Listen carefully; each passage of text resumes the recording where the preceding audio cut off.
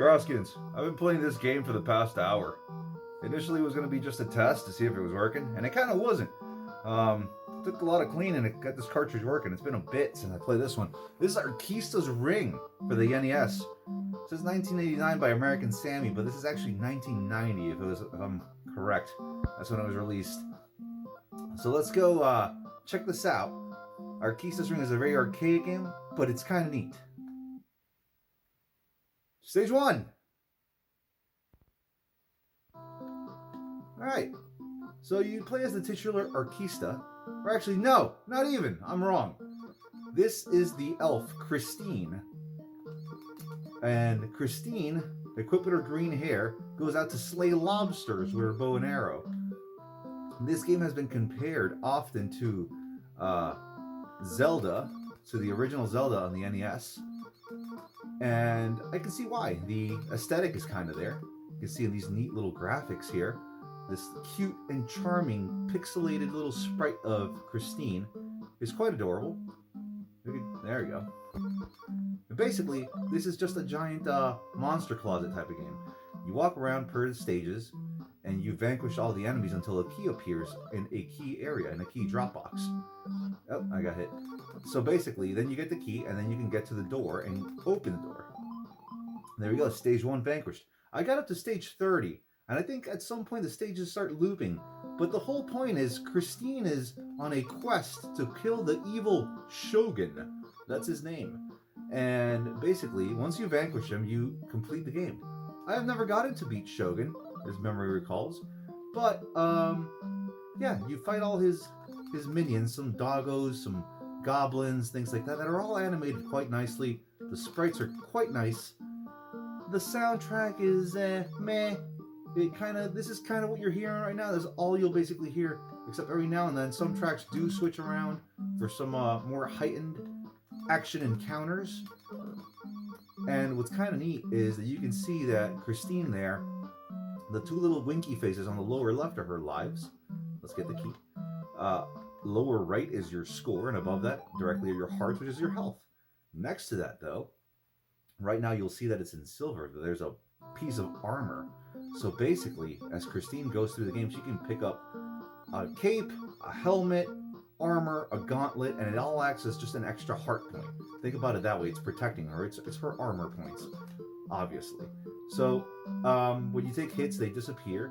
These dogs are pretty quick. They're a lot quicker than Christine. Christine's a little sluggish too, and sometimes you'll get just clobbered by these things. Just like I did there. So the game is actually not that difficult. In the beginning, it's a little bit more challenging because just enemies tend to be a lot more mobile than Christine is.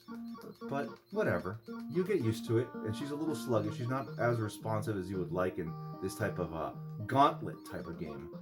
But it's still really, really cool.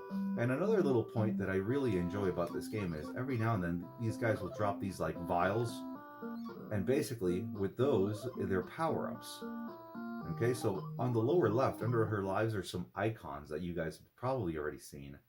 And when you press B, it pauses the game and lets you select those power-ups. Okay? Now, and I think that goblin kind of looks like the goblin from Demon's Crest. But anyways, you can kind of just pause the game with B, and let's see if we can... It didn't do anything. Some enemies are totally impervious to any of these magical attacks, but that's okay, because later on there are like slimes and things like that can only be harmed by magic. But this can be a little bit of a tricky little game sometimes. As you can see, the enemies' patterns can be quite erratic sometimes. These flying enemies are really a nuisance more than anything. My favorite power-up, as you're about to see, well, first let's refill our life with this potion, and we refilled our armor too. It refills all your armor icons. Is this fire wand. The fire wand shoots a little bit faster and further than your bow and arrow, and additionally it can go through surfaces. It can go through stuff. You shoot arrows at trees, they'll get lodged in a tree, but if you shoot the fireball, it'll basically go through everything and destroy enemies on the other side. The only downer is when you go to the next level, you lose said power up. But yeah, that's basically all there is to it. If you ever find a copy of Arkista's Ring in the wild, not only are you extremely lucky, because this game is very, very hard to come by, apparently. I've never ever seen it out in the wild, and I think prices have climbed a bit for this one. I got it back in the day when it was extremely cheap, and I just thought, hey, the cover art looks really awesome. Honestly, it had this really cool elven chick on there, and in the background is who I can only assume is Shogun, which looks like a monster demon samurai guy with a skull face mask. It's really really neat. I really recommend you check out the art at the very least. But if I can be honest, as far as nostalgia, I have no nostalgia for this game, and I got it early on in my collecting days. That's about as nostalgic as I get. If you're looking for a relaxing kind of kick back and chill and enjoy very old timey aesthetics on the NES games, Arkista's Ring is kind of a go to. I mean, I put this in initially just to play test to see if I could, it would make a decent review for you guys, and I enjoyed it so much I played it for about an hour. So that should be telling you something. The game offers a nice amount of challenge for what it is. Um, you have to take Christine's limitations into mind as far as her movement goes. And also, they throw in some kind of tricky little puzzles later to kind of trick you, like false walls and holes in the ground that you can't, where you can traverse, but you'll lose some health. So yeah, it's a really neat game, and I think there are boss characters later on. I don't remember if I ever fought the Shogun monster, but yeah, Arkista's Ring. If you guys see it laying around and it's at a price that makes you comfortable, I say go for it if you like this type of stuff. But yeah, thank you guys for watching my quick review of Arkista's Ring. I hope you enjoyed, and until next time, it is Churrasco Voltorb signing out.